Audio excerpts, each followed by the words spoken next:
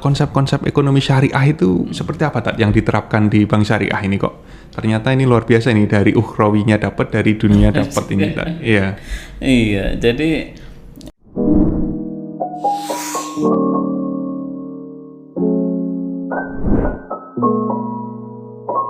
Bismillahirrahmanirrahim. Assalamualaikum warahmatullahi wabarakatuh. Para pemirsa, podcastmu menebar manfaat untuk umat. Alhamdulillah, pada pagi hari ini, hari Jumat berkah yang berbahagia ini, kita kedatangan lagi satu pengurus MES, yaitu Bapak Karsono, sekaligus beliau adalah Direktur PPRS Dana Amanah Ummah.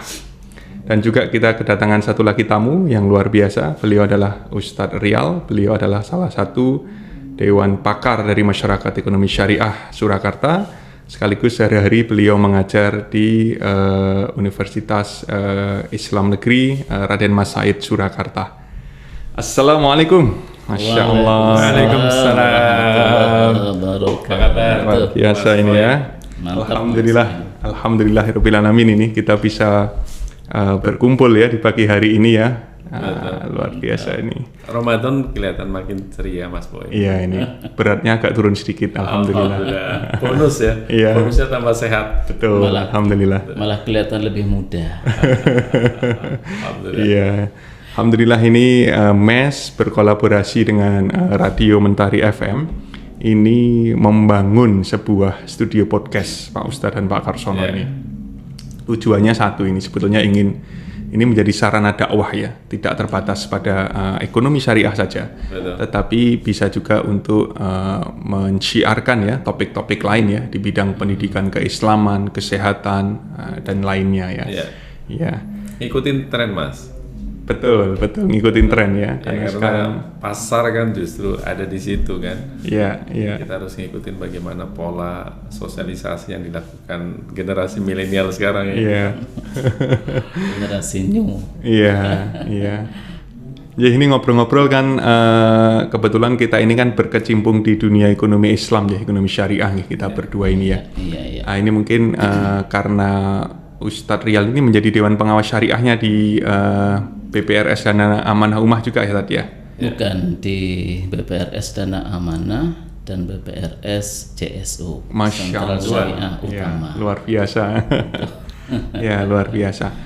Ustadz, ini kalau kita ngobrol-ngobrol tentang perbankan syariah ini Ustadz, kira-kira sebetulnya keutamaan menabung atau misalnya ada masyarakat ingin melakukan pembiayaan ya, mengajukan pembiayaan di bank syariah ini sebetulnya kira-kira keutamaannya apa, Tat? Iya, pada umumnya sebetulnya bank syariah dengan bank umum itu atau bank konvensional itu sebetulnya ada kesamaan ya, ada kesamaan, khususnya kesamaan dari sisi bisnisnya, artinya mencari suatu manfaat keuntungan duniawi. Nah, cuman khusus untuk bank syariah itu ada nilai plusnya gitu.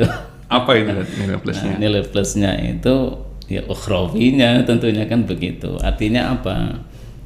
Secara duniawi kita menabung di bank syariah itu insya Allah kita mendapatkan pahala duniawinya, ada manfaat tergantung akad kita nanti nggih. Nah, kalau kita tabungan misalnya menggunakan prinsip mudharabah, ya nanti kita mendapatkan manfaat duniawi dalam bentuk bagi hasilnya gitu. Demikian juga kalau kita deposito syariah itu juga kita mendapatkan manfaat duniawi dalam bentuk bagi hasil. Nah, bisa juga kita mendapatkan dari akad yang lain ya, misalnya tabungan wadiah misalnya juga dapat, cuman bonus namanya. Nah, bonus itu ya nasib-nasiban gitu ya. Orang sekarang mengatakan nasibnya anak soleh gitu ya. Kalau diberi oleh bank syariah ya alhamdulillah, nggak dikasih ya enggak apa-apa gitu kan. Nah, ini duniawinya ini konvensional juga dapat ya, artinya nggak ada bedanya antara syariah dan konvensional. Nah, cuman kalau di syariah ini jaminan kehalalannya ini yang kita cari gitu ya, jaminan kehalalannya, karena memang diawasi oleh Dewan Pengawas Syariah. Kita menabung di situ, kita mendapatkan hasil dari tabungan itu yaitu sudah sesuai dengan aturan-aturan syariahnya dalam bentuk bagi hasil atau bonus ya itu. Nah, yang tidak kalah pentingnya itu Mas Boim lah. Ini di syariah ini di samping duniawinya dapat, ya, pahalanya juga insya Allah dapat lah gitu ya. Ada yang nilai plus barokah. Masya Allah. Ini barokah ini seperti apa Ustadz? Barokahnya itu kenapa kita katakan barokah? Karena bagi hasil yang kita dapatkan di bank syariah itu kan dari hasil usaha yang halal, yang jelas halalnya. Karena al halalu bayyinun wal haramu bayyinun, ya kan? Wa bainahuma mutasyabihat. Jadi yang halal itu ya jelas, yang haram itu jelas, tapi yang abu-abu ini, yang antara halal dan haram itu yang mustabihat itu menjadi syubhat, dan itu sebaiknya ditinggalkan. Nah, kalau bank syariah ini jelas halalnya. Karena apa?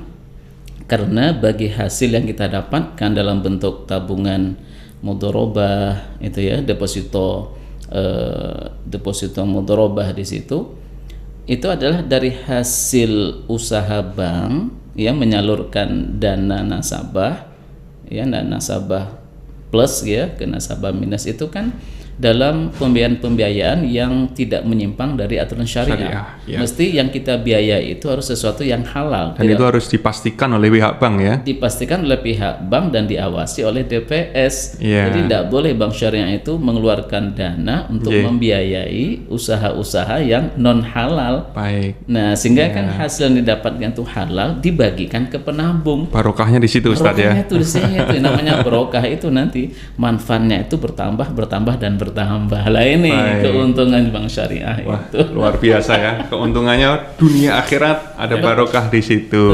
Nah, akhirat barokahnya. Dan yang kita khawatirkan juga kan gitu Mas Boim, di akhirat itu kan harta itu pertanyaan lebih banyak dari yang lain.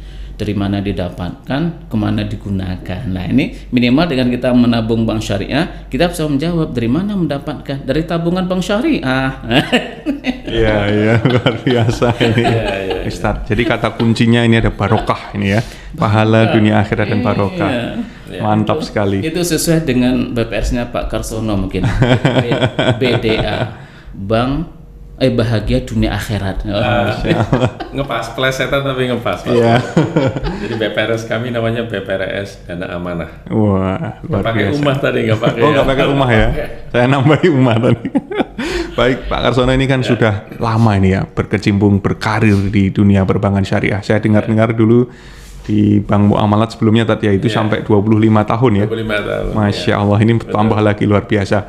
Kira-kira selama perjalanan berkarir Pak Karsono di dunia perbankan syariah ini, respon masyarakat seperti apa Pak Karsono dengan keberadaan bank syariah ini? Betul. Kalau melihat perjalanan 25 tahun, kebetulan saya mulai berkarir di bank syariah di Bank Muamalat tahun 94 Mas Boim. Saat itu betul-betul masyarakat itu masih awam ya tentang apa dan bagaimana ekonomi syariah dan juga apa ya bagaimana perbankan syariah. Jadi berbeda banget nih. Kalau dulu yang datang ke Bank Muamalat saat itu gitu ya, karena outletnya juga masih terbatas, baru di Jakarta dan beberapa kota besar, itu benar-benar masyarakat yang memang datangnya itu niatannya adalah pokoknya saya menghindari riba gitu ya. Tidak melihat apakah produknya sesuai atau tidak. Nah, sedangkan saat ini dengan banyaknya perbankan syariah, termasuk di dalamnya di Solo Raya nih, Mas Boim, kalau ada asosiasi kita kan Aspisindo ya, Asosiasi Perbankan Syariah Indonesia. Di Solo Raya ini ada 8 BPR syariah, termasuk banyak ini di setiap kota ada. Kemudian ada 13 bank umum syariah. Ya. Artinya saat ini sosialisasi ke masyarakat termasuk keberadaan MES ini kan sudah punya peran besar ya, mengedukasi bagaimana agar masyarakat terutama yang muslim ini mengetahui paham tentang apa dan bagaimana perbankan syariah. Nah, dengan kondisi itu sekarang juga perbankan syariah kan secara teknologi juga udah nggak ketinggalan ya. Iya. Jadi masyarakat yang mengikuti lifestyle-nya masyarakat ya sekarang ya. Yang digital banking-nya lah gitu ya. Kemudian saat ini malah kolaborasi dengan fintech juga mulai dijalankan gitu ya. Sehingga masyarakat yang datang ke bank syariah sekarang itu banyak juga yang bukan karena latar belakang halal haramnya ya. Oke. Tapi yang datang, sekarang bank syariah juga canggih ya, bagus ya gitu. Di samping tentunya ada bonus tadi, kalau di bank syariah transaksi apapun bisa ya, sebagaimana Ustaz yang sampaikan tadi, selain bisa kemudian berpahala gitu ya, ternyata juga nggak kalah gitu secara teknologi, secara produk dengan perbankan konvensional. Jadi bisa dibilang bank syariah juga kompetitif tadi. Kompetitif dan bisa menangkap istilahnya itu apa itu perilaku konsumen yang berubah juga, lifestyle konsumen yang berubah juga ya. Betul. Mengadopsi teknologi ya. Ya, kalau ngomong tentang kompetitif, Mas Boim, contoh sekarang nih, saat ini kalau melihat suku bunga penjaminan LPS itu mungkin terendah sepanjang sejarah. Belum pernah yang namanya suku bunga LPS itu di bawah 4%. Saat ini kan kurang lebih 3,5% untuk suku bunga LPS Bank Umum. Sedangkan BPR itu 6%. Gitu ya. Artinya kalau masyarakat sekarang menabung di bank umum, setinggi-tingginya dapat bunga 2 atau 3%. Deposito loh Mas Boim. Tapi untuk 1 tahun jadi ya? Iya, 2-3% itu per tahun kan? Tapi sekarang kalau masyarakat menabung atau khususnya deposito di bank syariah, apalagi di BPR syariah, mereka masih punya peluang untuk memperoleh bagi hasil yang lebih tinggi dari itu. Antara 6 sampai 8. Setara ya tadi ya? Dengan konsep bagi hasilnya ya. Wah, luar biasa. Bisa 3 kali lipat. Wah, ini yang tadi bagian dari barokahnya juga. Barokah di dunia dan di akhirat tadi ya. Itu luar biasa. Jadi dunianya yang nggak kalah, akhiratnya menang loh, coba. Betul, luar biasa. Sebetulnya konsep-konsep ekonomi syariah itu seperti apa Tad yang diterapkan di bank syariah ini kok? Ternyata ini luar biasa ini, dari ukhrawinya dapat, dari dunia dapat ini Tad. Iya, jadi bank syariah itu kan kalau kita kategorikan dalam ajaran Islam itu kan masuk dalam kategori muamalah, muamalah ya. Nah, Islam itu kan ada yang syariah itu, ada yang ibadah, ada yang muamalah. Nah, ini dua hal yang sangat berbeda kita mensikapinya gitu, dan prinsipnya juga berbeda. Kalau masalah ibadah itu agak ketat ya, kita nggak bisa berkreasi karena hukum asalnya itu adalah haram ya, al aslu fil ibadah haramun hatta yadulad dalilu ala tahlili. Jadi hukum asal dari ibadah itu haram, artinya tidak boleh diapa-apain, kita tidak boleh berkreasi, tidak boleh menginovasi ibadah ya, kecuali ada dalil yang memerintahkan atau mengajarkan pada kita ibadah itu gitu. Baik dalil yang sifatnya khusus tafsili maupun dalil yang bersifatnya umum gitu. Nah, beda halnya dengan muamalah. Nah, muamalah itu justru sebaliknya, al aslu fil muamalah ibahah. Jadi hukum asal dari muamalah itu boleh hatta yadulad dalilu ala tahrimi, sepanjang tidak ada dalil yang mengharamkannya. Nah, artinya yang jangan sampai bertentangan dengan prinsip-prinsip dasarnya. Nah, sepanjang tidak melanggar prinsip dasar itu oke-oke saja. Ini kelebihan muamalah. Nah, lalu apa prinsip dasarnya? Ini harus kita pahami kan begitu ya. Nah, prinsip dasar dalam bermuamalah itu yang pertama ya harus berprinsip tauhid. Itu yang pertama yang jadi prinsip kita, tauhid. Artinya dalam bermuamalah termasuk muamalah maliyah, muamalah yang berkaitan dengan keuangan ya, termasuk bagian kecil lagi perbankan misalnya begitu. Nah, itu jangan sampai bertentangan dengan prinsip-prinsip ketauhidan.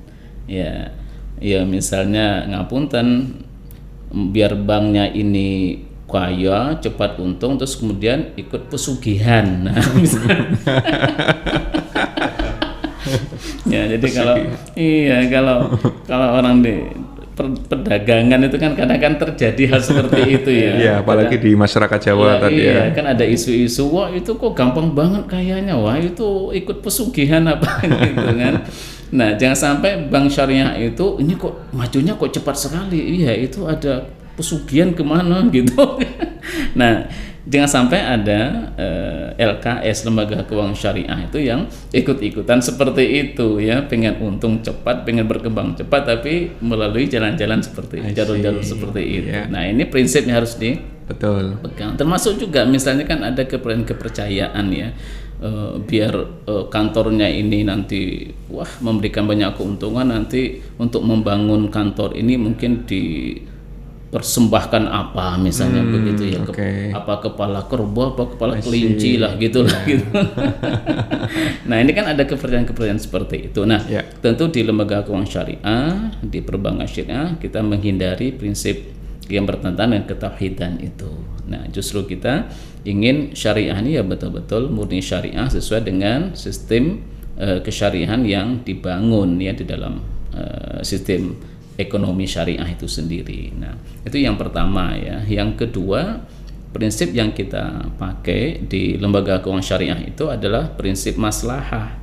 Karena apa? Karena Islam itu mengarah kepada maslahah, dan tujuan hukum itu adalah jalbul masoleh daf'ul mafasid ya. Jadi tujuan hukum Islam itu untuk apa? Jalbul masoleh, meraih sebuah kemaslahatan, wa daf'ul mafasid, dan menolak kemudaratan. Nah jika dua hal itu terjadi dalam waktu bersamaan, ketika meraih maslahah sekaligus di situ juga akan menimbulkan mudarat, mana lebih dahulukan? Ada kaidah berikutnya, daf'ul mafasid muqaddamun ala jalbil masalih. Nah itu menolak mudarat harus lebih didahulukan daripada mengambil manfaat. Nah sehingga di prinsip itu, kalau seandainya di dalam mengambil kemanfaatan, mengambil keuntungan, di situ kok ada mudarat yang muncul misalnya begitu, maka tidak boleh kita lakukan itu gitu. Jadi prinsip kemaslahatan itu yang harus kita jaga. Nah kemaslahannya ke arah apa?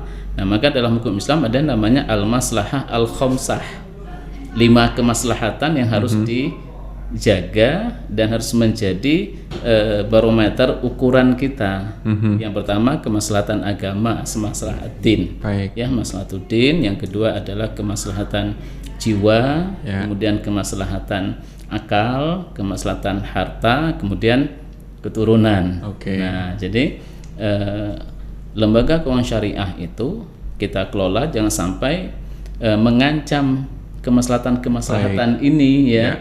Misalnya kemaslahatan agama misalnya bertentangan dengan fatwa MUI ya, itu tidak boleh, berarti bertentangan dengan kemaslahatan agama kan gitu. Jadi ada nilai-nilai luhur yang memang harus menjadi pedoman di situ gitu.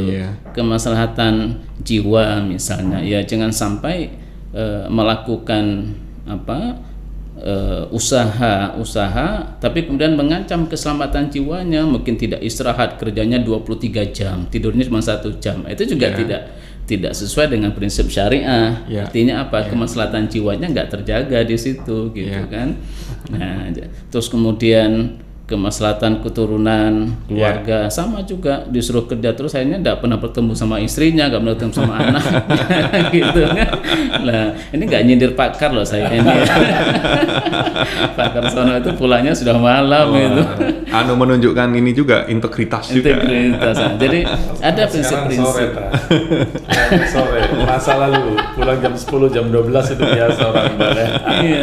Nah jadi ada prinsip-prinsip itu yang harus kita jaga. Nah kemudian juga ada kemaslahatan harta. Jadi di dalam kita berusaha menjalankan perekonomian secara syariah itu harus ada keuntungan di situ, harus ada masalah hartanya, ya, masalah mal itu. Jadi Islam itu bukan berarti rugi, enggak, harus untung karena harus kemaslahatannya di sisi bisnis harus jalan. Maka bank syariah itu tidak boleh kita mengejar syariahnya tapi bisnisnya nggak jalan, itu nanti banknya itu langsung bangkrut itu nanti. Nah jadi itulah beratnya kita bersinergi antara DPS, Dewan Direksi, Komisaris, bagaimana kita mensinergikan antara hukum positif, ya, termasuk aturan OJK, ya, surat edaran dari OJK, terus kemudian fatwa DSN MUI, kemudian dengan unsur bisnisnya jalan, ya untung, tidak melanggar aturan OJK, dan juga sesuai dengan fatwa MUI. Di tiga ini harus kita sinergikan. Makanya kita harus sering bertemu. Ini gimana? Saya mengatakan fatwanya begini, pihak direksi mengatakan wah ini nggak bisa jalan kalau begini. Lalu gimana caranya gitu kan? Bisnisnya jalan begini. Saya bilang ini tidak sesuai dengan fatwa.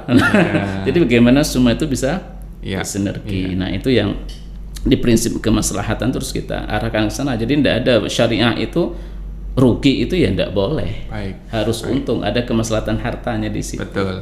Nah, kemudian yang terakhir mungkin prinsipnya ada namanya prinsip keadilan. Jadi adil di situ adalah lawan dari zolim. Bukan adil lawan dari ketidakadilan, tapi kezoliman. Jadi tidak boleh di dalam bertransaksi dalam ekonomi Islam itu ada pihak-pihak yang di situ terzolimi. Ya, misalnya apa? Misalnya praktik riba. Di riba itu ada salah satu pihak terzolimi, maka tidak boleh mengandung unsur riba, kan begitu. Ya, la tazlimuna wa la tuzlamun, kan gitu ya. Jangan menzolimi dan dizolimi. Terus kemudian unsur gharar itu kan ketidakjelasan, ketidakpastian. Akhirnya apa? Ada pihak yang akan menyesal dan dirugikan. Itu tidak boleh, karena itu tidak sesuai dengan prinsip keadilan gitu. Maisir, judi, nasib-nasiban, pas nggak dapat merasa rugi gitu kan, merasa rugi, wah ini saya terzolimi ini kan. Jadi prinsip-prinsip itu harus kita jadikan sebagai acuan pegangan, ya, prinsip ketauhidan, kemudian prinsip kemaslahatan dan prinsip keadilan. Atas prinsip itulah kemudian ada larangan riba, larangan gharar, larangan maisir, kayak gitu. Jadi luar biasa ini memang apa namanya itu nilai-nilai luhur yang harus dijaga oleh bank syariah ini ya. Iya, luar biasa. Pak Karsono ini kalau kita simpulkan sebetulnya ekonomi Islam ini kan tadi ya intinya kan ada pelarangan riba, kemudian ada juga zakat, ada juga moral value gitu ya. Nah, kira-kira literasi masyarakat ini Pak Karsono ini di bidang ekonomi Islam, di bidang perbankan syariah khususnya ya, karena ekonomi Islam ini kan identik dengan perbankan syariah ya, karena tadi ada nilai pelarangan riba itu di situ kan. Itu kira-kira literasi masyarakat bagaimana Pak Karsono, dan kira-kira ada tips atau strategi nggak untuk bisa meningkatkan literasi masyarakat terkait keberadaan bank syariah? Betul. Nah, fakta nih Mas Boim, memang ekonomi syariah khususnya terkait dengan perbankan syariah literasinya masih sangat rendah ya. Jadi baru masih di bawah 10%. Termasuk di sisi implementasinya ya, itu juga masih sangat rendah, masih jauh di bawah 15% gitu ya. Nah, ini yang menjadi PR bagi kita semua masyarakat ekonomi syariah, termasuk juga di dalamnya adalah perbankan syariah melalui asosiasi ada Aspisindo. Kita terus melakukan upaya-upaya sosialisasi. Bank Indonesia, kemudian OJK juga terus mendorong agar melalui komunitas-komunitas kita melakukan sosialisasi bagaimana sih praktek perbankan syariah yang ada, karena kadang-kadang bukan hanya masyarakat awam nih ya, bahkan komunitas yang mungkin merasa bahwa mengerti tentang Islam, termasuk di dalamnya mengerti tentang ekonomi Islam, itu juga masih banyak yang meragukan. Nah, di sini fungsi bagaimana kita melakukan pendekatan dan sosialisasi melalui komunitas mereka. Saya menambahkan tadi yang disampaikan oleh Ustaz Rial ya. Bagaimana di praktek perbankan syariah ya. Produk-produk perbankan syariah kan sebenarnya jelas nih, clear. Kalau penghimpunan dana, menyimpan dana itu secara umum ada dua akad yang jadi pilihan. Apa itu akadnya Pak? Wadiah, titipan, ya, atau mudharabah bagi hasil. Bedanya apa gitu kira-kira Pak Karsono? Kalau wadiah, masyarakat menyimpan dana di bank itu tidak memperoleh janji atau komitmen memperoleh bagi hasil. Yang tadi bisa kita sampaikan, kalau memang dana itu punya kontribusi menghasilkan keuntungan, biasanya bank akan mengalokasi, memberikan bonus, tapi tidak ada janji itu. Dana yang mengendap ini relatif dana yang memang setiap saat dipakai. Jadi dalam praktek katakanlah rekening, pembukaan rekening tabungan, tapi tabungan harian. Pedagang kan setor setiap hari, narik setiap hari. Ini akad pilihannya adalah wadiah. Tapi misalnya Mas Boim merencanakan nih untuk tabungan anak, tabungan rencana, menabung setiap bulan sejumlah tertentu. Nah, akadnya mudharabah. Penempatan dana deposito, akadnya juga mudharabah. Dana itu betul-betul secara maksimal bisa dimanfaatkan oleh bank untuk pembiayaan, sehingga memperoleh bagi hasil yang akhirnya kita akad yang cocok adalah mudharabah. Jadi banknya ini seolah-olah menjadi semacam pengelola dananya nasabah, Pak Karsono ya. Di istilah Ustaz Rial ya, kita sebagai mudharib. Mudharibnya. Mudharib. Nah, sedangkan pada sisi bank menjalankan fungsi penyaluran dana. Karena bank kan ada 2 fungsi ya, penghimpunan dana, kemudian penyaluran dana. Makanya disebut intermediasi. Fungsi intermediasi. Nah, di penyaluran dana secara umum akad yang menjadi pilihan itu ada 3, Mas Boy. Pertama jual beli, kedua akad bagi hasil, ketiga akad jasa. Ya. Dalam turunan akad jual beli ada akad berikutnya yaitu sewa menyewa. Ya. Ini pilihannya. Jadi sebenarnya apa yang jadi kebutuhan masyarakat, contohnya saya bisa dipenuhi ya pokoknya dengan berbagai macam variasi produk. Produk, akad yang ada. Saya ingin beli rumah, akad KPR, maka bisa menggunakan pilihan akad jual beli, akadnya murabahah namanya. Kemudian saya ingin misalnya usaha, ya, ingin sepenuhnya dibiayai oleh bank, akadnya pengennya bagi hasil, maka boleh akad mudharabah. Kami ingin misalnya dengan tujuan untuk pembelian aset gitu ya. Saat ini contoh beli mobil atau beli rumah gitu ya. Selain akad jual beli ada pilihan lagi, akad kongsi. Ya. MMQ, musyarakah mutanakisah. Kongsi membeli aset produktif, ya kemudian nanti perjanjian angsurannya itu dengan perjanjian sewa menyewa.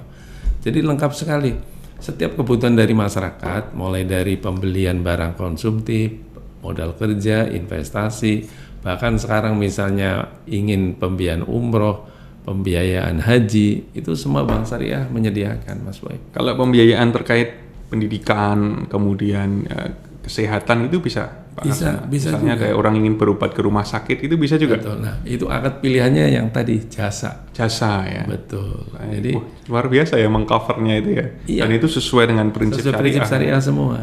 I see. Artinya dari sisi bisnis kalau ngomong tentang bahwa produk Bank Syariah, apakah masyarakat punya kebutuhan ada yang tidak bisa terpenuhi oleh Bank Syariah?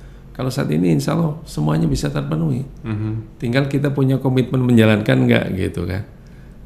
Dengan akad-akad yang syariah tadi yang Ustaz Dela sampaikan, insya Allah lebih barokah. Ada kejelasan gitu ya. Saya selalu sampaikan ke nasabah pada saat berakad dengan Bank Syariah, Pak, niatkan Bapak selain transaksi bisnis, kalau udah dengan akad Bank Syariah, maka niatkan Bapak ini bagian menjalankan syariah Islam. Sehingga ibadahnya dapat nih, pahalanya dapat. Tapi memang butuh perjuangan Mas Boy, karena masyarakat yang datang pada saat mau pengajuan pembiayaan tidak semuanya paham. Iya. Taunya saya pengen dapat duitnya deh gitu. Padahal kalau misalnya jual beli, mau beli mobil ya dapat mobilnya gitu ya. Wakalah ya. Betul. Wakalah misalnya. Kita pengennya kan ya kalau memang beli mobil dapat mobilnya, rumah dapat rumahnya. I see. Nah, ini yang terus kita juga edukasi ke masyarakat bahwa insya Allah kalau Bapak niatnya lurus, pembiayaan ke Bank Syariah, apa yang jadi kebutuhan Bapak itu bisa terpenuhi. Termasuk kalau misalnya memang butuhnya uang, ada akadnya juga sebenarnya. Iya. Kalau sekarang refinancing syariah, Mas Boy, refinancing syariah dengan pola akad. Itu bagaimana Pak Karsana, refinancing syariah itu? Refinancing syariah itu yang jadi objek dari akad ini, itu adalah aset atau barang yang dijaminkan di bank. Ya, jadi akad yang digunakan kebetulan musyarakah mutanakisah.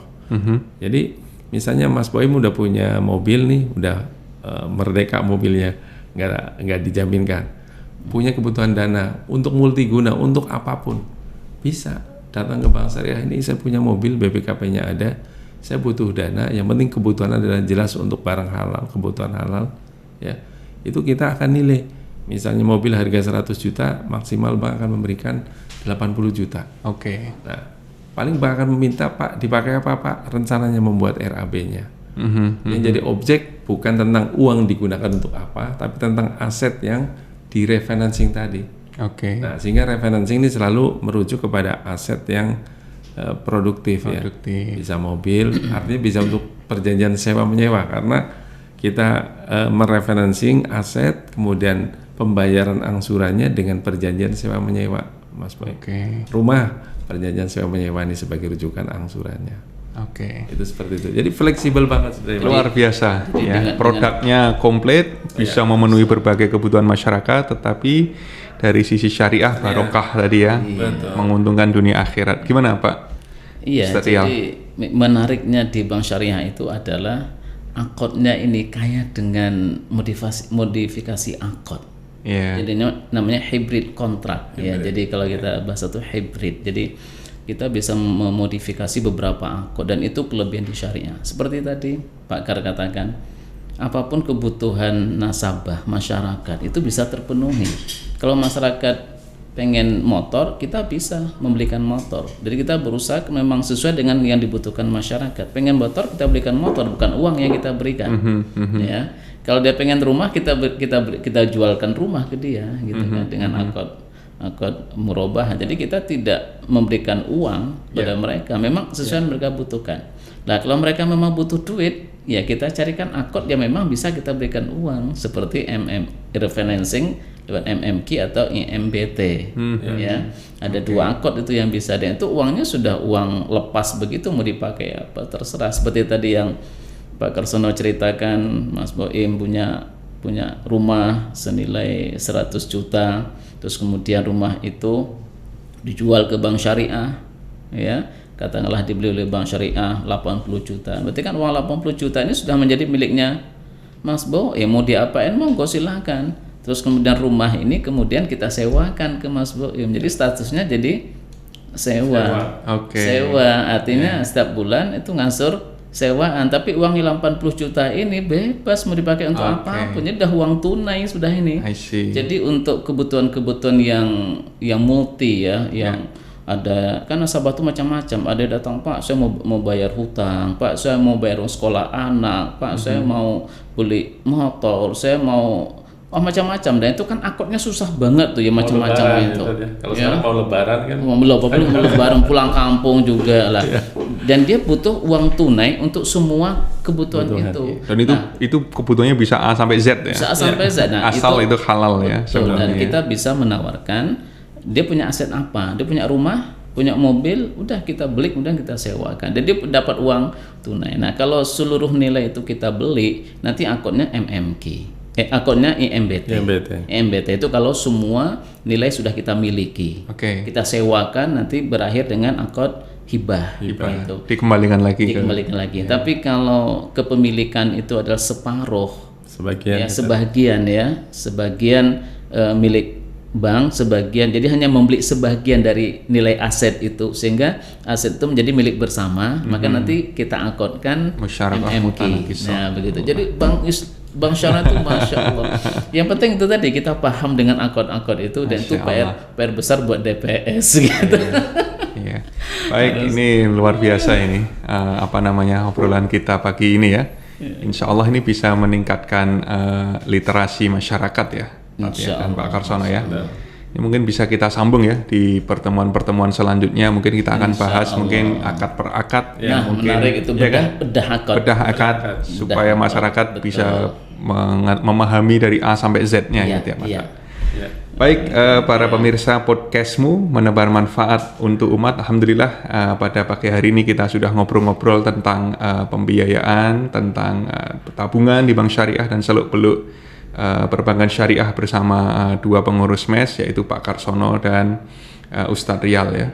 Insya Allah kita akan bertemu di podcast selanjutnya. Terima kasih. Assalamualaikum warahmatullahi wabarakatuh. Pak Karsono, terima kasih sekali. Mas Boim. Wah, luar biasa ini. Terima kasih. Assalamualaikum warahmatullahi wabarakatuh. Waalaikumsalam warahmatullahi wabarakatuh.